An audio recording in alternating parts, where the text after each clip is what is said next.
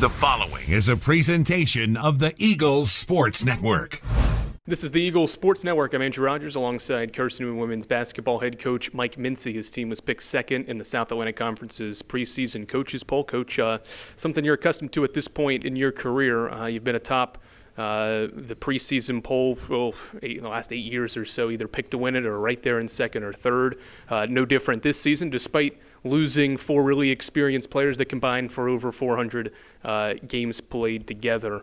Break down this second place finish in the ranking. Obviously, a lot has to do with last year and obviously with the return of an all-SAC guard as well. Well, I think a lot of it has to do with last year and past years. I mean, honestly, I thought we would be picked lower. I'm just being honest. You know, this is the least amount of experience we've had coming back in quite some time. It's the least amount of starters, the least amount of points. You know, we lost a lot of firepower from last year. And so I don't think there's an exact science. If I had to guess, because I know it was kind of hard for me as well, it's a lot of guesswork on how good you think teams are going to be. There was almost every team lost significant players, us included.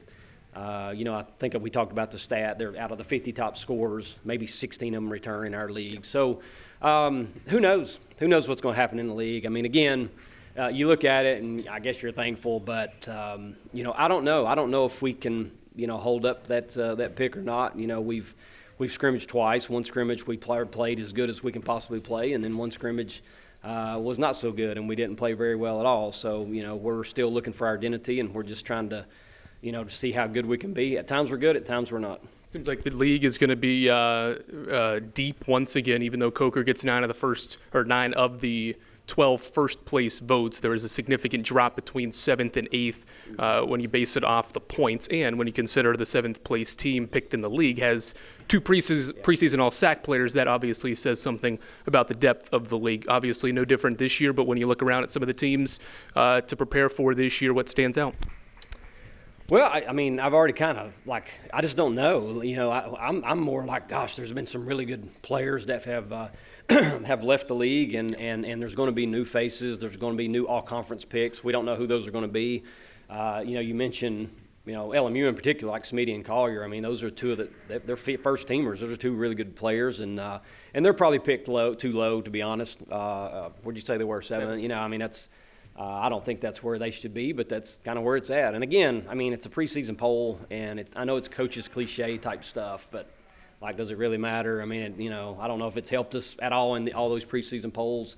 The best year we ever had, which was 17-18, I think we were picked 4th or 5th. So honestly, I thought that's kind of where we were going to start this year, but here we are at 2, and it just kind of puts a target on your back.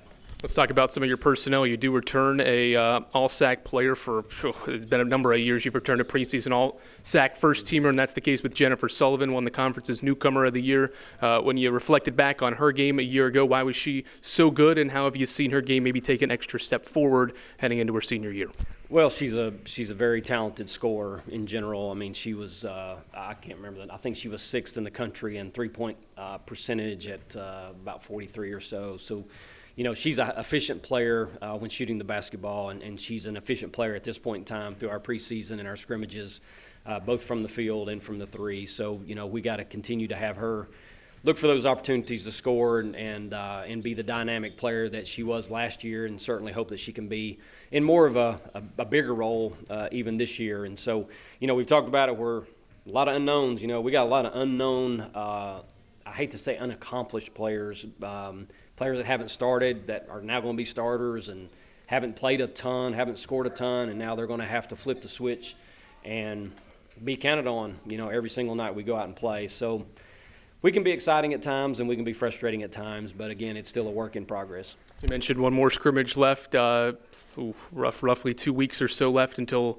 the regular season opener in the SAC Peach Belt crossover challenge. What do you want this group to get to? What level do you need to see over the next couple of weeks of both practice and in-game work to be ready for the first game? Yeah, I mean, we have 13 players, and in all of our scrimmages in the 2, and we'll probably do the same in the 3rd one. You know, we're trying to give all 13 opportunities to play. I mean, you know, anytime you're playing, you're trying to win, but at the same time, you use these scrimmages as an opportunity to try out different lineups, different styles of play. Again, I don't know that we've settled on an identity just yet on how we can play and you know, whether there's going to be 5 out, 4 out, 1 in, all that kind of stuff, your pace.